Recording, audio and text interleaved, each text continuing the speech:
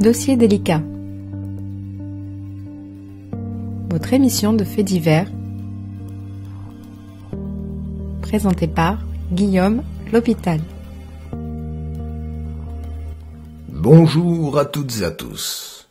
Aujourd'hui, dans Dossier délicat, je vais vous parler de l'affaire du corbeau de Tulle. Cette affaire défraya la chronique entre 1917 et 1922. En décembre 1922, une personne se présente devant le tribunal de Tulle, tout de noir vêtu. Elle est accusée de diffamation et injure publique. Un journaliste du matin écrit « Elle est là, petite, un peu boulotte, un peu tassée, semblable sous ses vêtements de deuil à un pauvre oiseau funèbre qui aurait reployé ses ailes. » 21 ans plus tard, en 1943, Clouzot tournera le film Le Corbeau, largement inspiré de cette histoire. Dès lors, ce terme est resté dans le langage commun pour désigner les auteurs de lettres anonymes. Un mystérieux individu commence à répandre sur Tulle, chef-lieu de la Corrèze, des lettres anonymes sous le pseudonyme de l'Œil du Tigre. S'inspirant de la couleur d'une pierre talisman censée permettre de retourner les mauvaises ondes à l'envoyeur selon certains milieux ésotériques. Écrite à la plume en lettres majuscules, le machiavélique corbeau les dépose en plein jour, à même le sol, dans les entrées des immeubles, les caves des restaurants, les porches des boutiques, jusque dans le confessionnal de la cathédrale. Accusations en tout genre, notamment contre le chef de la préfecture, révélations intimes compromettantes, calomnies perverses, les lettres d'ordure, ainsi que l'auteur les qualifie lui-même, sèment le soupçon, détruisent le tissu social et poussent des innocents à la mort. Qui est l'Œil du Tigre? Et quel est son mobile? Tout débute en décembre 1917. Angèle Laval, qui est employée à la préfecture de Tulle, trouve sur son bureau la première lettre anonyme qui lui dépeint son supérieur comme un séducteur. Jean-Baptiste Moury, célibataire, entretient une relation avec une maîtresse dont il a eu un enfant naturel quelques années plus tôt. La révélation de ces informations pourrait nuire à sa réputation et à son avancement au sein de la préfecture. Moury reçoit lui aussi une lettre anonyme lui disant de se méfier de l'une de ses collaboratrices, Angèle Laval.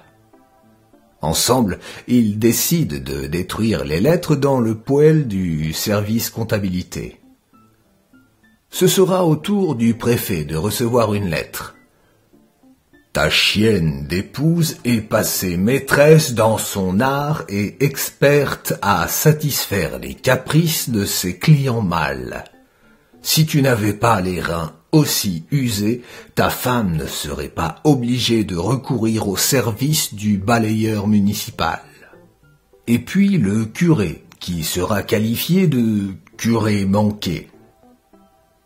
Le corbeau commence à viser les riverains de son quartier. À ce moment, il change aussi de manière de faire. Fini les boîtes aux lettres. Il dépose les lettres au sol, par exemple dans un simple couloir d'immeuble, une enveloppe non cachetée au nom d'un ou d'une locataire. À l'intérieur, une lettre débute par une prière faite de transmettre le mot à un second individu, qui aura la charge d'aller enfin trouver une tierce personne. Dans le contenu, une dizaine de familles de Tulle peuvent en prendre pour leur grade. Toutes alimentent les discussions. Les lettres sont souvent vulgaires, voire obscènes. Leur contenu n'est que peu divulgué. De nombreux journaux renoncent à les reproduire, même si le fait qu'elles soient adressées indirectement à leur destinataire permet aux rumeurs de se colporter. Dans les rues, les honnêtes gens ne croisent plus que la salope, le cornard, la trouée, le salopard qui bat sa femme et sa fille à coups de cravache, la vieille croque ou l'embusqué. Ces lettres contiennent ainsi des rumeurs diverses, comme des secrets de famille parfois anciens. Avortement, suicide, mauvaise vie, liaison extra-conjugale, informations qui sont parfois fausses. Il y a des faits, des dates, des heures, des noms, des prénoms. Tout le monde craint d'en recevoir une. Tout le monde chuchote qu'un tel a été attrapé, raconte Francette Vigneron, une ancienne journaliste employée de la médiathèque de Tulle. Passionné d'histoire criminelle et auteur en 2004 d'un livre référence sur l'affaire. Le corbeau détruit les réputations, salit les ménages en apparence immaculés. Un jour, sur la porte du théâtre de Tulle est exposée une liste de 14 personnes, ainsi que celle de leurs supposés amants et maîtresses respectifs. En 5 ans, ce seront plus de 200 courriers qui seront rédigés par ce corbeau. Il écrira par exemple le 10 janvier 1920 « Il faut que ce mariage se fasse. Moi, l'œil du tigre, je ne crains rien, ni Dieu, ni le diable, ni les hommes. Je suis le Lucifer de Tulle. » Le 30 décembre 1921, un envoyé spécial du quotidien Le Matin écrit « Une tragédie se joue actuellement à Tulle, avec une telle passion chez les acteurs, un tel énervement dans tous les esprits qu'il est impossible, semble-t-il, d'en apercevoir le dénouement. Peut-on espérer bientôt une solution ? Voilà la question que se posent avec angoisse toutes les personnes qui assistent à cette terrible tragédie provinciale. Beaucoup de foyers sont complètement désunis par suite de la diffamation qui s'est abattue sur eux. Ne faut-il pas que la justice alors décuple ses efforts pour nous faire sortir au plus tôt d'une situation qui ne peut que s'aggraver ? 4 ans après la première lettre, l'affaire franchit les frontières de la Corrèze et devient nationale. C'est qu'elle a fait un premier mort.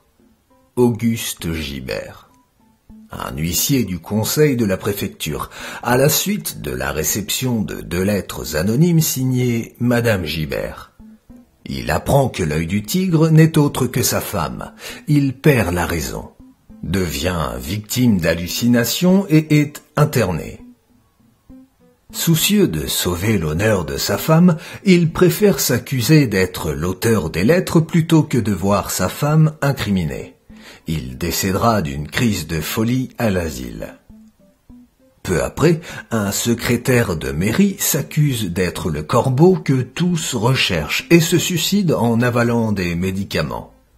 De harceleur, le corbeau est devenu meurtrier. Mais les lettres continuent de pleuvoir.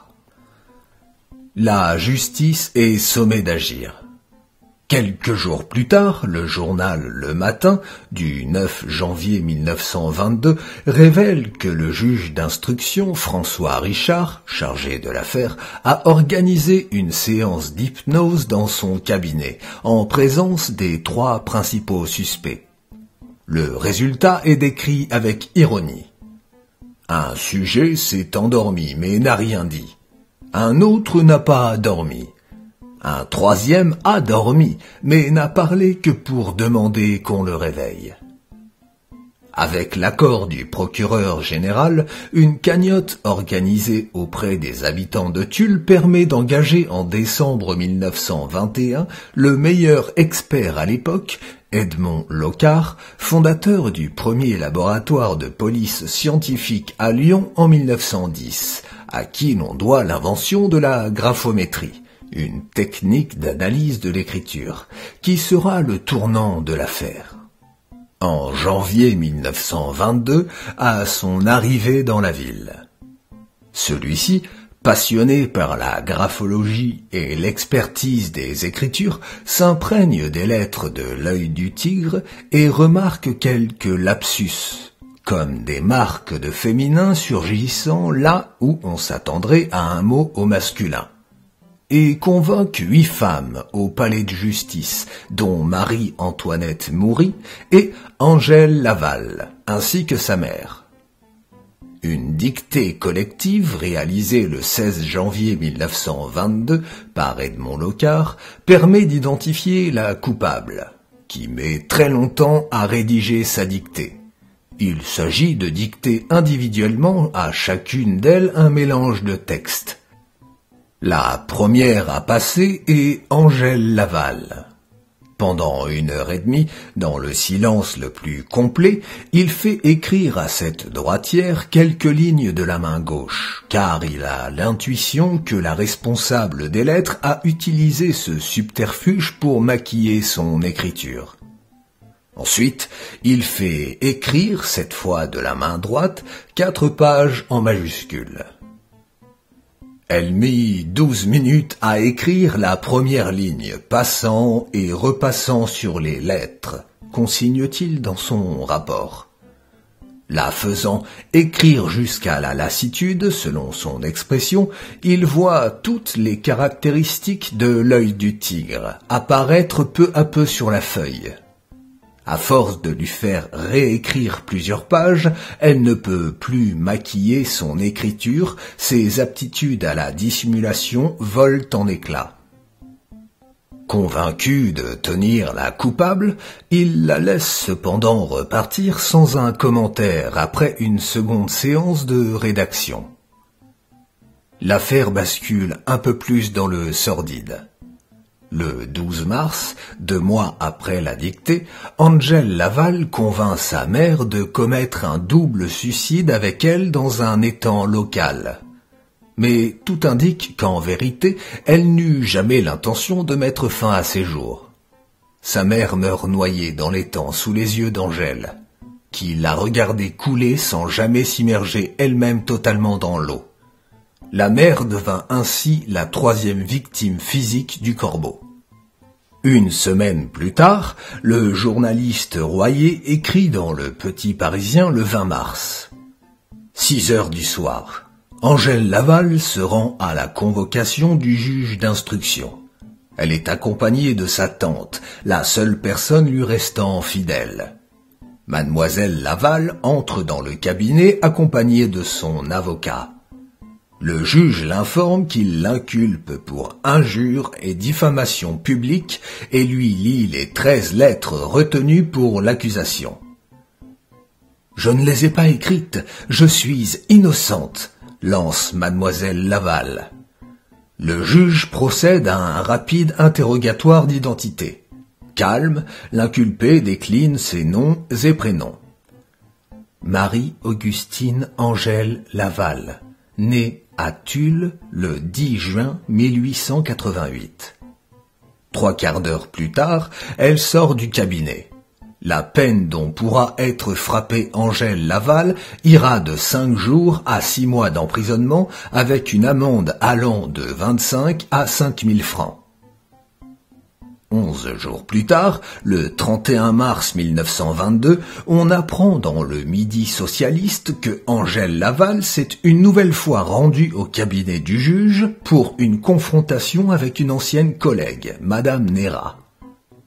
Lorsque le juge lui demande si elle aussi a reçu des lettres, elle déclare « Oui, et j'accuse Angèle Laval de m'avoir écrit qu'elle me ferait chasser de la sous-intendance comme elle m'avait fait chasser de la préfecture.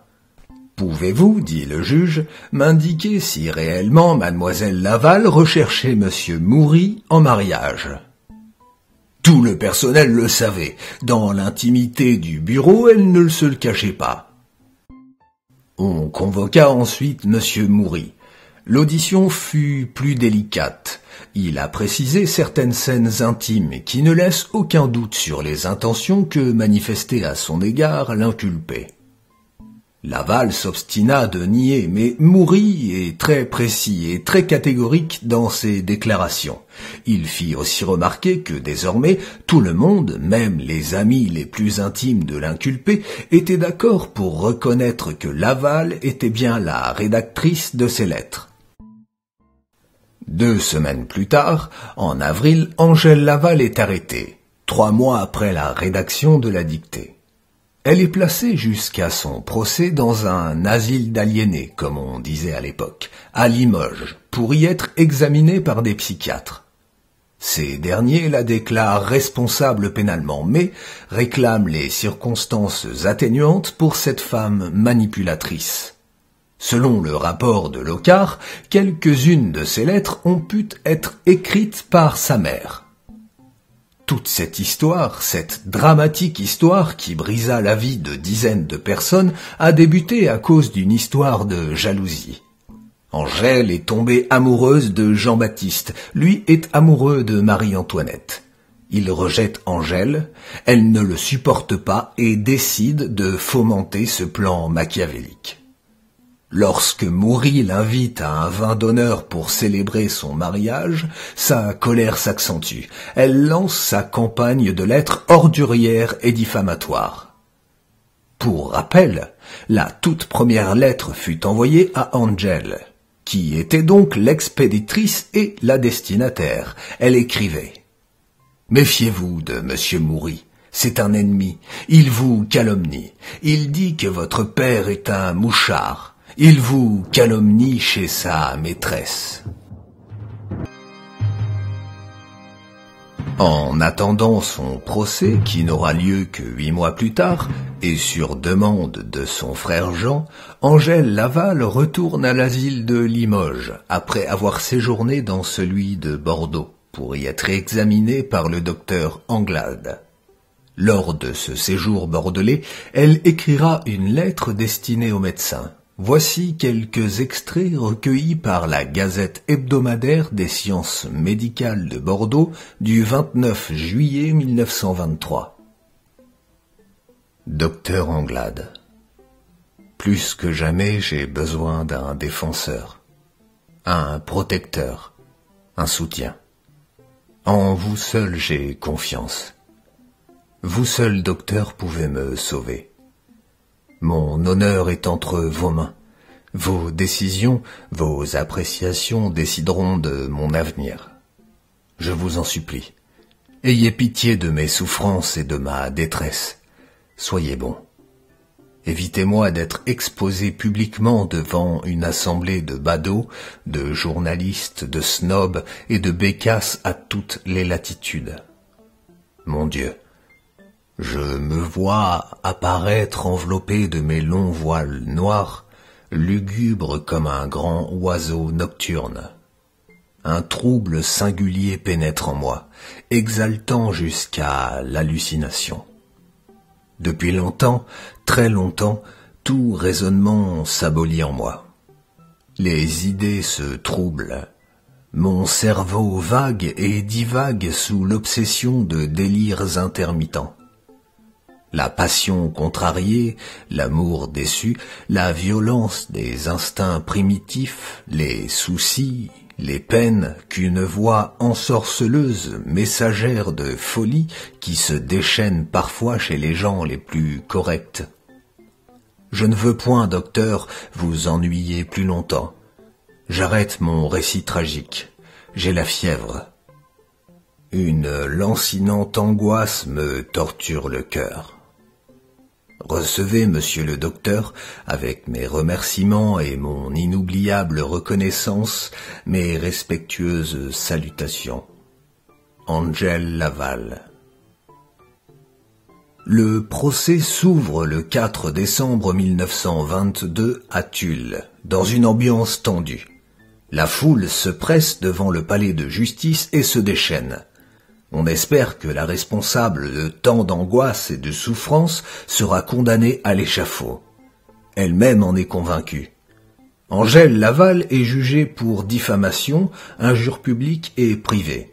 Seules 13 lettres qu'elle est soupçonnée d'avoir écrites sont examinées, la prescription s'appliquant à la centaine d'autres missives. Angèle Laval se présente à son procès le lundi 4 décembre 1922 dans une tenue noire, car elle porte le deuil de sa mère. Tout au long du procès, d'une voix faible, elle nie tout quand le président l'interroge à nouveau. 23 témoins viennent déposer. L'avocat des parties civiles plaide 5 heures. L'avocat général, 3 heures.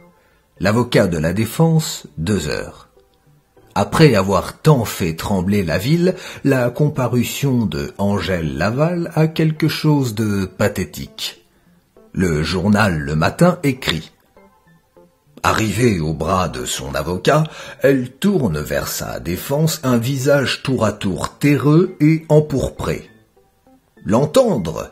Comment voulez-vous l'entendre, lorsque c'est à peine si les mots sortant de sa bouche peuvent se traîner jusqu'au président Métas, qui se penche pourtant et tend obligeamment l'oreille. Le procès est dur pour la jeune femme.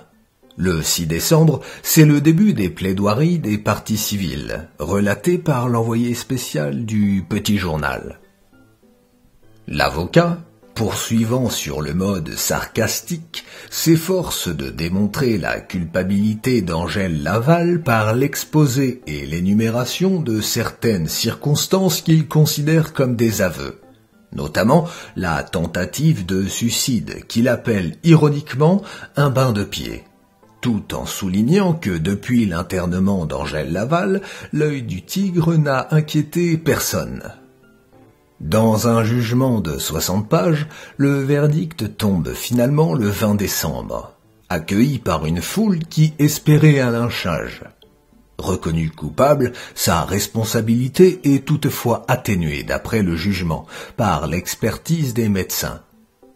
Les juges se montrent donc cléments et Angèle Laval est condamnée à 1 mois de prison avec sursis et 200 francs d'amende. Refusant d'avouer et devant indemniser les parties civiles, elle fait appel, mais le premier jugement est confirmé par la cour d'appel de Limoges à 1 mois de prison et 200 francs d'amende ou 2 mois de prison et 500 francs d'amende. Un jugement plus que clément pour beaucoup. Cela tient au fait qu'elle n'est jugée que pour diffamation, la prescription empêchant de retenir contre elle la plupart de ses lettres à l'exception des 15 dernières. Sortie de prison, elle retourne vivre recluse à son domicile dans son immeuble du 111 rue de la Barrière à Tulle, vivant cloîtrée et aidée financièrement par son frère jusqu'à son décès le 16 novembre 1967 à l'âge de 81 ans. Le 24 mai 1933, 11 ans après le verdict, Louis Chavance, le futur scénariste du film Le Corbeau, reçoit le docteur Edmond Locard, qui, pour rappel, était le directeur du laboratoire de police technique de Lyon. Il lui offre une brochure sur l'affaire Angèle Laval et un ouvrage de psychologie sur les corbeaux. Le 26 novembre 1937, 4 ans plus tard, Chavance dépose le scénario à l'Association des auteurs de films. Le tournage a lieu en 1943. Clouzot en consigne l'adaptation et les dialogues.